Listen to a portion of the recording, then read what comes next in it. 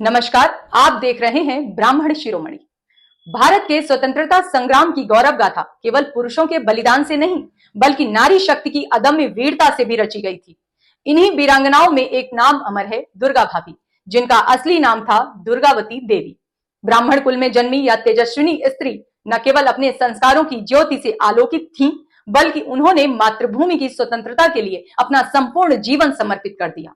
उनका जन्म 7 अक्टूबर 1907 को इलाहाबाद के शहजादपुर गांव में एक प्रतिष्ठित ब्राह्मण परिवार में हुआ। उनके पिता पंडित बांके बिहारी इलाहाबाद कलेक्ट्रेट में नाजिर थे। दादा महेश प्रसाद भट्ट पुलिस विभाग में थानेदार के पद पर थे और कुल परंपरा धर्म, विद्या तथा पराक्रम से ओतप्रोत थी। यही ब्राह्मण संस्कार उनके भीतर राष्ट्रभक्ति की वह ज्योति बने, जिसने आगे चलकर अंग्रेजी हुकूमत की नींव हिला दी। केवल 10 वर्ष की आयु में दुर्गावती का विवाह लाहौर के क्रांतिकारी भगवती चरण बोहरा से हुआ।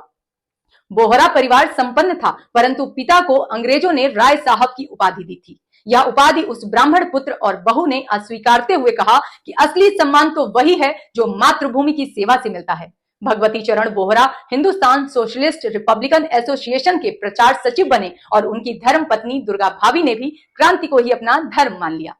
दोनों ने अपने परिवार से मिले 40,000 रुपए देश की आजादी के कार्यों में लगा दिए।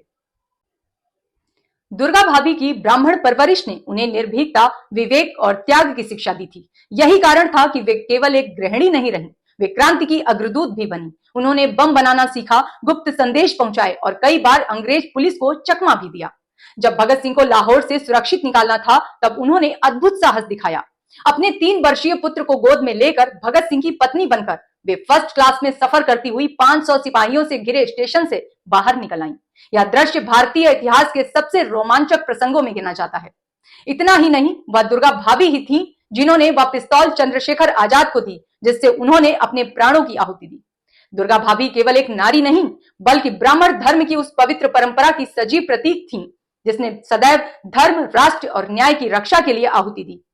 उन्होंने दिखाया कि जब धर्म संकट में हो, जब राष्ट्र पराधीनता की बेड़ियों में जकड़ा हो, तब ब्राह्मण नारी भी मां दुर्गा का रूप लेकर अत्याचार के अंत का शंखनाद कर सकती है। इसी के साथ अगले एपिसोड में फिर मिलूंगी आप सभी के साथ एक नए ब्राह्मण कुल के दीपक के साथ। तब तक के लिए जय सिया राम, वंदे मातरम।